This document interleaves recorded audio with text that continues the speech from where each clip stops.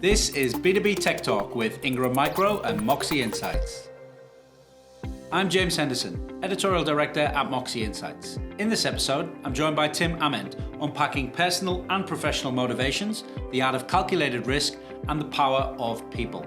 As an old boss told me, be comfortable being uncomfortable and put yourself in situations where you stretch yourself. And I've been very fortunate to be able to do that with Ingram Micro. There was a change in the organization that I didn't have control over, and I was given a new role. And it was, with a small team of 3 people as opposed to the team of 30 people I was managing. And I thought, man, this is a step backwards in my career. And it became the longest job I had at Ingram, because when I got that territory, the customer I got was this new company called Amazon. Tim talks on personal growth and leadership style, including the foundations required to build collective team success. Enjoy this episode.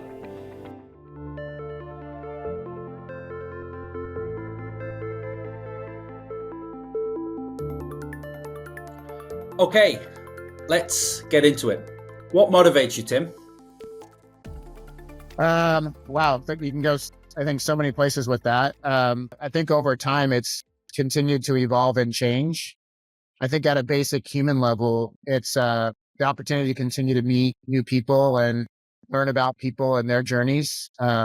Growing up, my parents hosted exchange students from around the world from the time I was 5 until I graduated high school. So I have adopted brothers and sisters from all over the world. And I think that's made me appreciate people of different backgrounds and different cultures.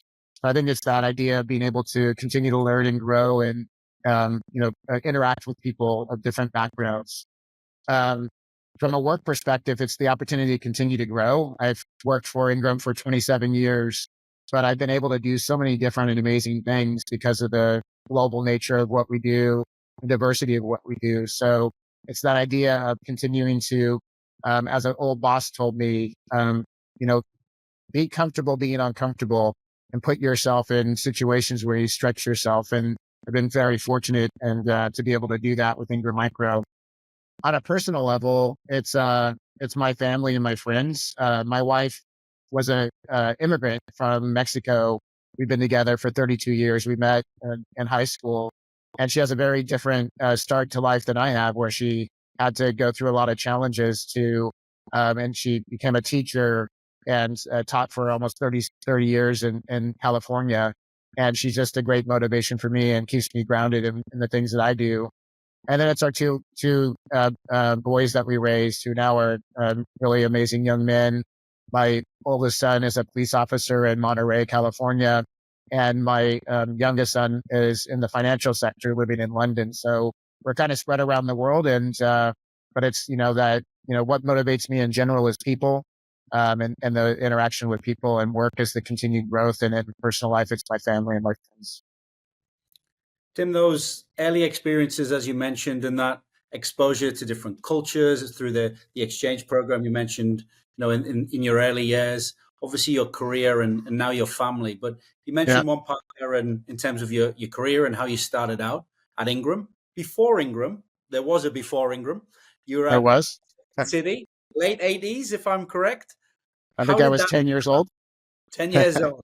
How did that start? You already had that exposure. So you mentioned the exchange, and you probably already exposed to those different cultures and, different ways of thinking and doing things. But as you entered the industry, did you get any advice in those early days? Do you figure out on your own? Is there anything that you look back on and think those were nuggets of information that really helped, set me off in the right direction? Yeah, I think along the way, there's always things that can help energize and motivate you. Challenges actually, when you run into adversity, I think sometimes that some of those can be the best lessons that you learn. Sometimes you don't really have control. I mean, most times you don't have control of what actually hits you each and every day, but it's how you respond to that. As an example, you mentioned before, Ingram, I worked at Circuit City, which was in the U.S., a very large retailer. They no longer exist. I started out there just, as a job working while I was going to uni, and didn't expect it to be one of my first career growth areas. I ended up being there for over 9 years. But it became this amazing place for me to learn. I went from being an individual contributor working in one of the departments to becoming a department manager, and then ultimately a manager of several stores for them. And the opportunity there was just the learning that I went through. They had some really great leadership development programs. There was a guy that is still a friend with me today that was my manager, and he pushed me to go into the management program. I really didn't want to because I was studying computer science at early days in uni, and that was the journey I was on. And I thought retail wasn't really where I was going to spend my life, but it became this amazing opportunity. So I think the lesson from that was pretty simple, which is you don't really always have control of what's going to happen. But what you do control is, how you take advantage of different opportunities and how you react. And so to me, that was some of the early learnings I had. As I mentioned, the guy, Dave, that I was a friend at that point, a manager, was an early mentor and kind of pushed me and stretched me to, challenge myself beyond just working in one of the departments to become a manager and have a broader influence. And that 9-year stretch is a long, commendable stretch in any organization. But then when you move into Ingram territory, as you mentioned earlier, 27 years later and still counting, you're still at Ingram, of course, rising through the ranks through Yep. that time.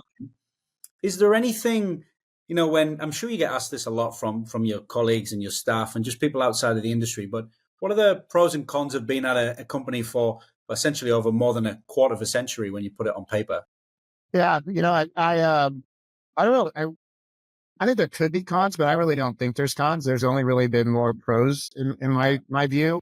And I think that goes back to this idea of, challenging yourself to continue to stretch yourself. Ingram's such a big, diverse company. One of the values of being global is the opportunities that present. I never thought that I would be here in Australia at some point in my career, and working for Ingram presented that opportunity.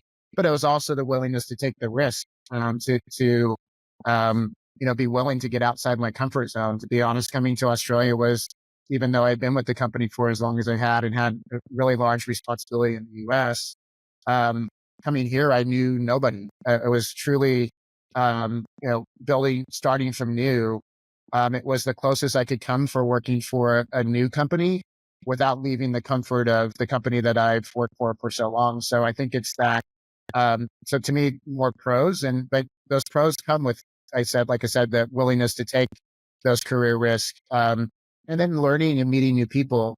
One of the things I truly value about, being here in Australia is the diversity of the team, where we all have very different backgrounds, whether it's backgrounds in, the occupations that we had before, the companies we've worked with, where we were brought up, where we grew up, the countries we're from, or diversity of gender.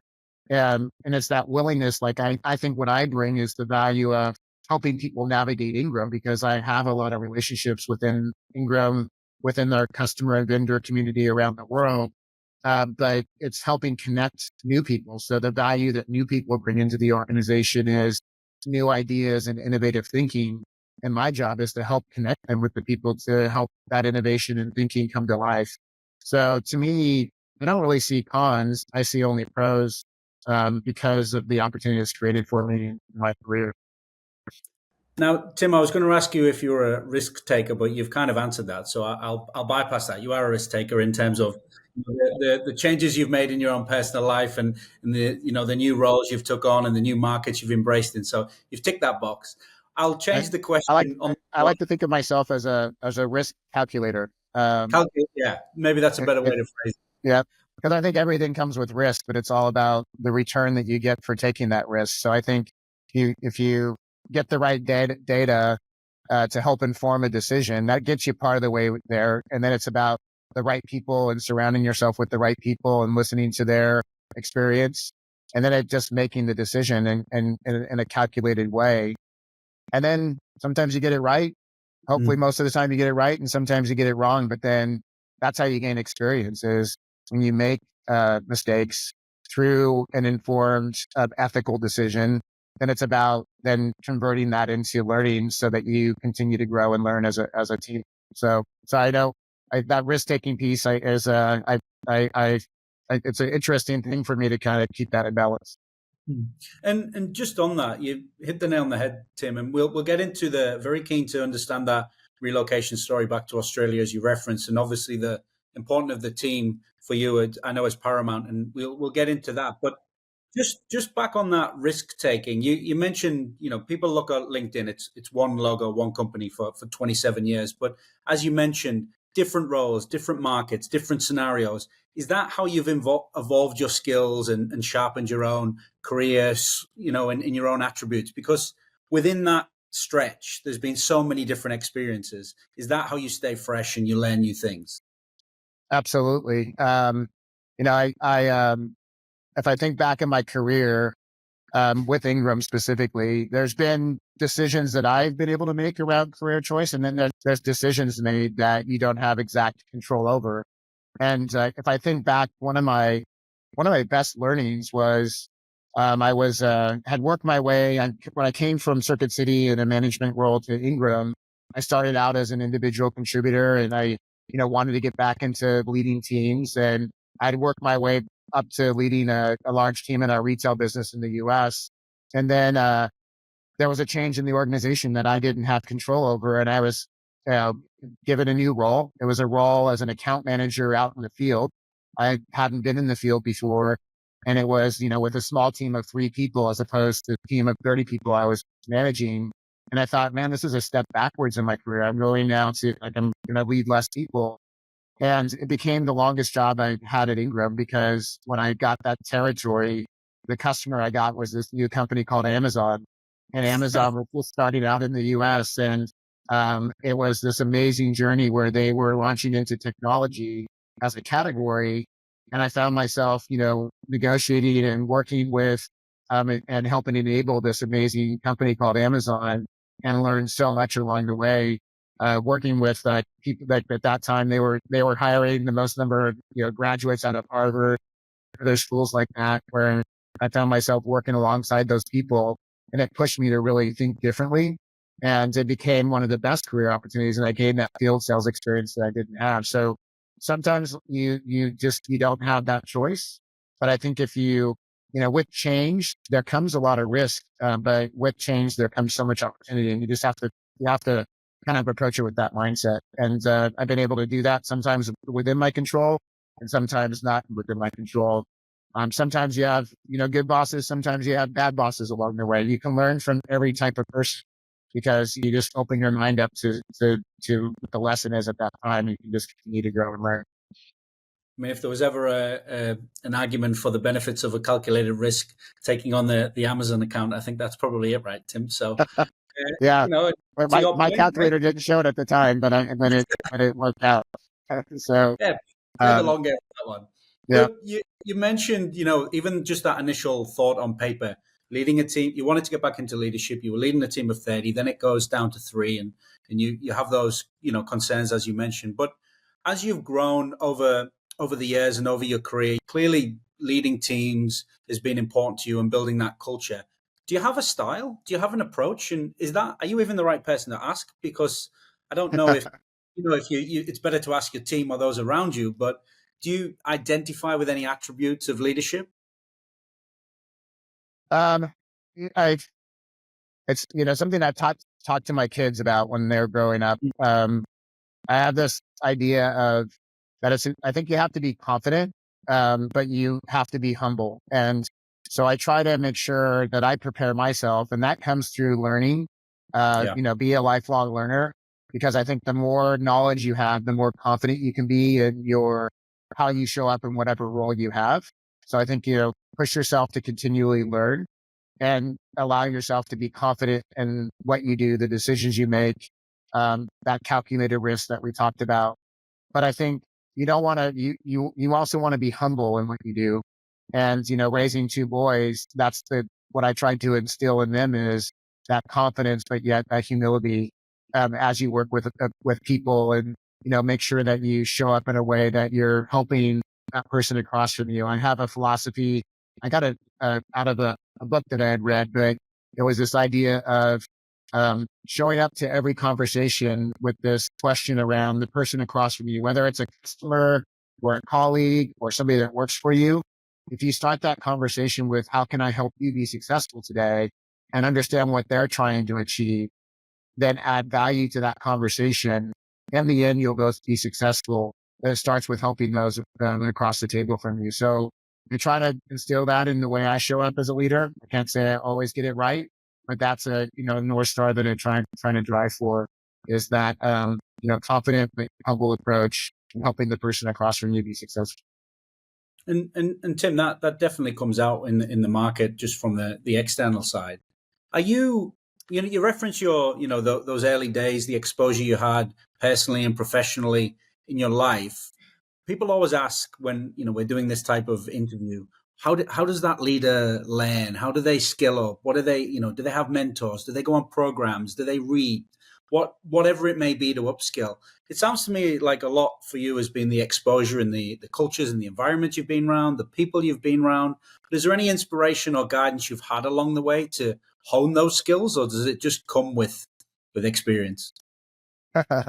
Definitely doesn't just come with experience. I think that helps, because that helps build the confidence, but it's always surrounding yourself with people that can push you to higher limits. I think, whether that's, as a leader, hiring people that complement your skill sets, look for people that can bring additional talent to the team with diversity and different backgrounds. So that might be on the team that you're building. And then it's like the people you surround yourself within work or outside of work.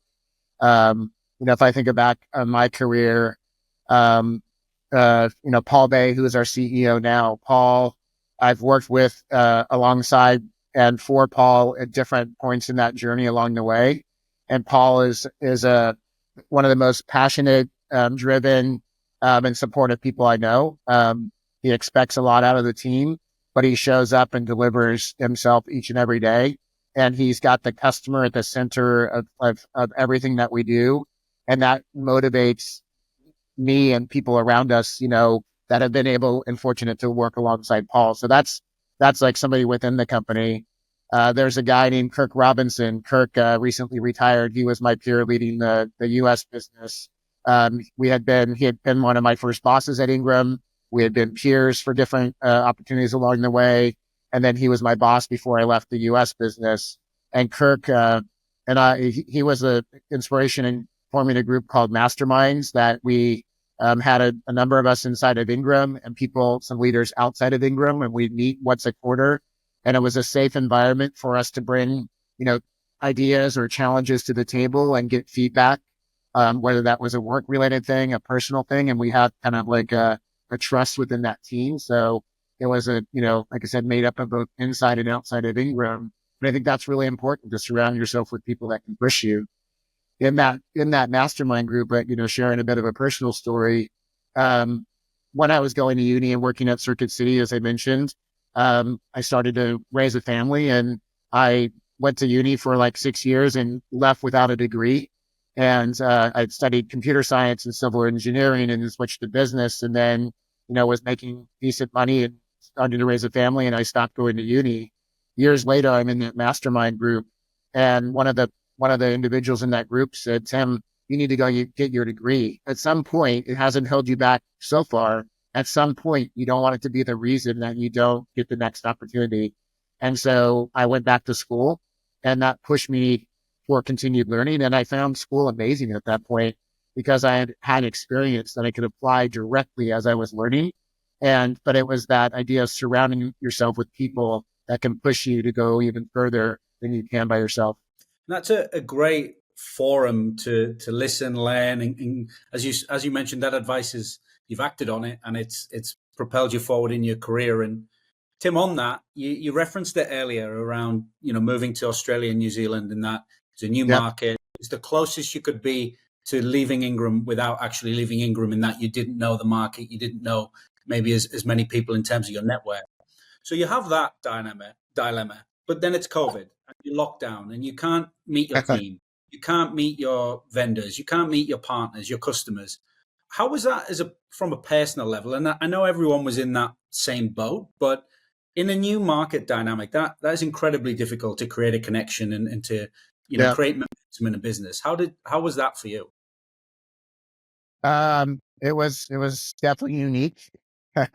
But I don't think I was alone. It was when I took the job in February of 2020. My first trip was in March, and I got here, and I was supposed to be here for 3 weeks. And after the first week of trying to do meetings to meet the team, all of a sudden the world started to shut down, and we found ourselves in an environment where we needed to work together to um, transition the office to work everybody remote. And in a weird way, having a new team, I think the hardest things to do as a leader is to make sure you get people aligned around a common purpose.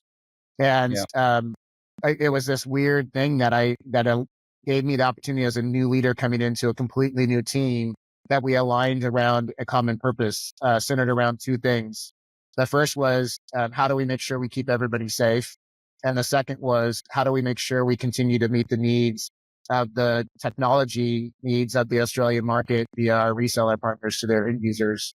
And we met, we had 5 days to meet, to put together a plan for what were the priorities, and then to help us accomplish those two things, and then moving everybody remote and then working remote. So I found myself then flying back to California and working from March until October remote.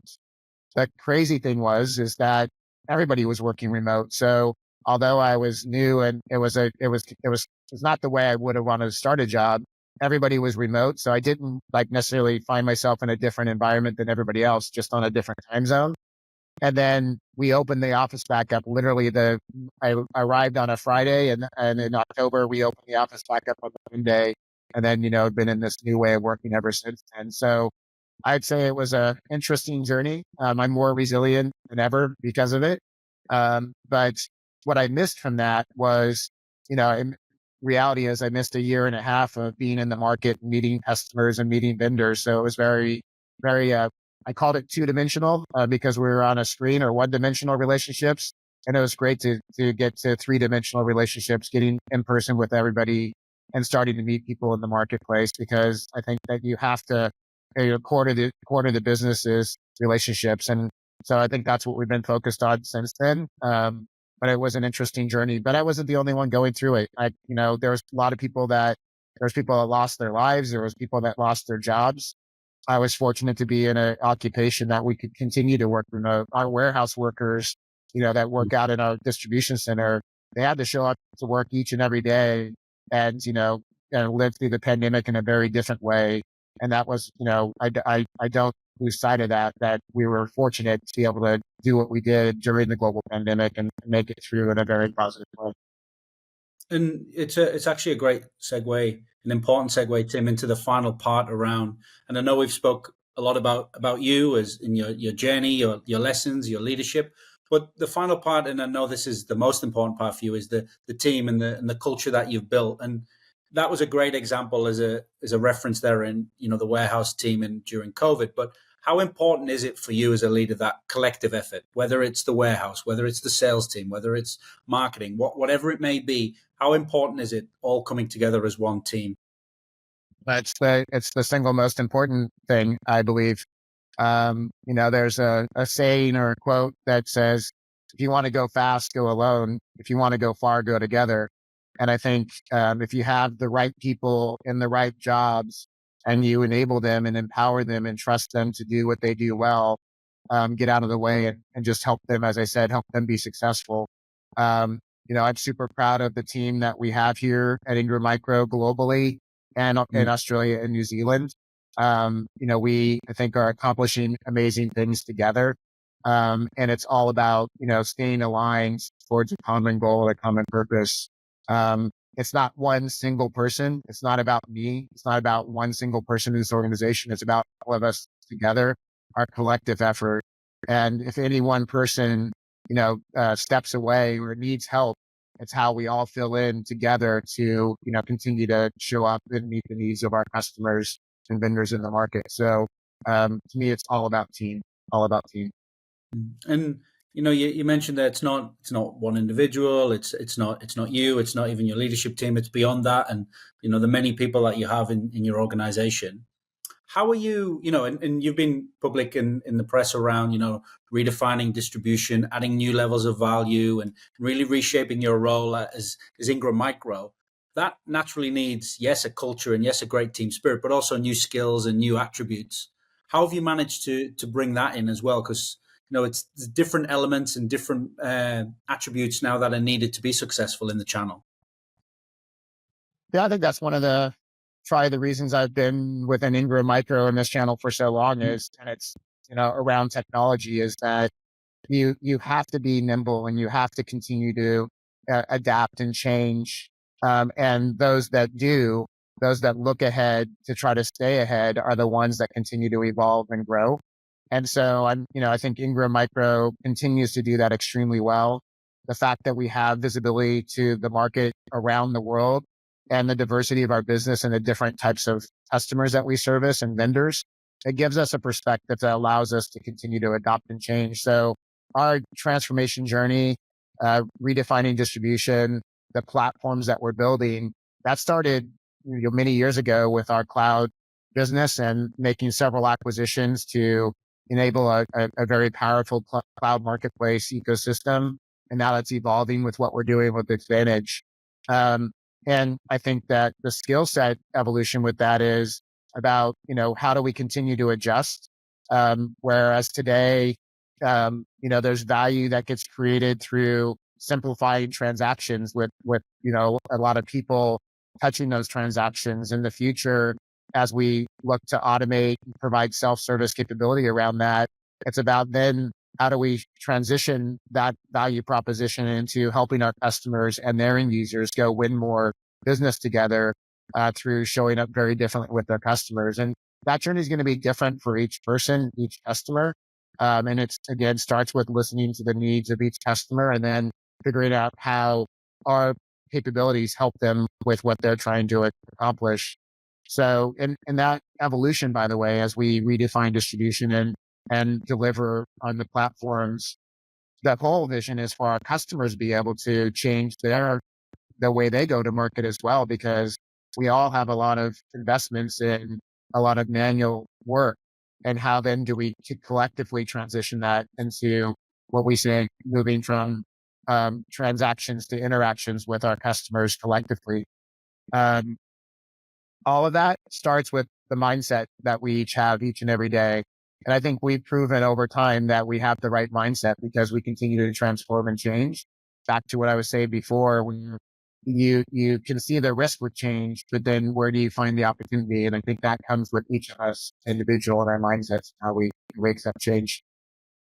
So, Tim, as that mindset's been built and honed and continues to evolve as the market evolves, they do say culture is what actually happens when the leader leaves the room. So, if you were to leave the room, what would the culture be in Ingram? And what I mean by that is, what are those non-negotiables that you look for, whether it's your hiring, whether your staff are looking at in terms of people they want to do business with and partner with? What are those staples that make your business what it is? I think like start with the customer and work your way back from there. So, as we're trying to understand what do we need to do next, just listen to the customers and they'll help direct us in that. Um, I'll go back to, whether it's a philosophy, a saying or what have you. If I left here and people continue to show up with this idea of helping each other be successful, I feel like then the organization will just continue to sustain itself because if you help that person across from you, again, whether it's a customer, a vendor, an internal colleague, a boss, an employee, if across from you, you ask that person how you can help them be successful and help them with that, then that it will all come around and the success will come together. Um, locally, we've been focused on this concept of own versus rent, where if you own your home or you own your car, how do you show up in the way that you, uh, you know, um, take care of and manage that home or that car versus if you rent it. And each of us have an ownership of our job, that accountability to your specific job. We have accountability and ownership to the company that we work for. So this idea around owning your role and making sure that as you deal with anything within the company, or when you're working with the company, with a customer, you own it from the beginning to the end, with full ownership to drive the right outcome. So long answer, but if I leave it with one, it would be if people kept talking about helping each other be successful, I feel like that would be a success. And long but important answer, Tim, I think. And you've Yeah, thank you. encapsulated everything you're building that was already built, and that will be continued to grow at Ingram in the local market. And again, thank you so much for taking us through your early days and actually opening up in terms of your own experiences, obviously coming up to the present day, but the real power and importance of the team that is powering Ingram in Australia on a daily basis. Final one for you, Tim, and you're really going to kickstart this. We're going to ask this to all guests. Yeah. Take it away from, and you've revealed a lot today, so hopefully this is on par with that level of openness that you've shared with us today. As a leader and as a human, how do you want to be viewed? James, I think I'll go back to confident and humble. I hope people see the confidence that comes through in the way I show up and the passion I have when I show up. But I hope that they see that humility that I bring as well. So I think it's that, being remembered as that confident and humble leader, or just human for that, as well. I'm confident in what we've accomplished so far in Australia and New Zealand, but I'm also humbled in the fact that I think we have so much more to accomplish, and we have the right team members and relationships to make that happen. So stay confident and humble, and there's nothing that we can't achieve together. Excellent way to finish. Tim, thank you for your time today. Thanks, James. Really appreciate it. If you enjoyed this episode, feel free to leave a review. And to check out more episodes, visit the website. Thank you for tuning in to B2B Tech Talk.